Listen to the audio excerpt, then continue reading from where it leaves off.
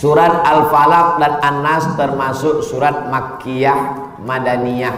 Karena saya pernah dengar dua surat itu termasuk Makkiyah, sedangkan dalam Al-Quran surat Madaniyah. Terima kasih untuk jawabannya Pak Ustadz. Makkiyah sebelum pindah ke Madinah, Madaniyah setelah pindah ke Madinah. Walaupun ayat itu turun di Makkah, walaupun ayat itu turun di Makkah, tapi dia digolongkan Madaniyah. Kenapa begitu? Karena dia turunnya setelah hijrah. Contoh, al-yawma akmaltu lakum dinakum wa atmamtu alaikum ni'mati wa raditu lakumul islam madina.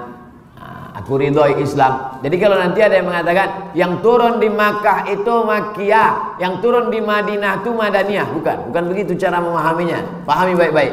Sebelum pindah ke Madinah Makkiyah, setelah pindah ke Madinah Madaniyah. Walaupun turunnya di Makkah, dia tetap disebut Madaniyah. Al-yawma akmaltu lakum turunnya di Arafah, 20 km dari 22 km dari Makkah, tapi dia masuk golongan Madaniyah karena setelah hijrah. Itu patokannya, bukan tempatnya. Saya ulang sekali lagi, sebelum pindah Makkiyah, setelah pindah Madaniyah.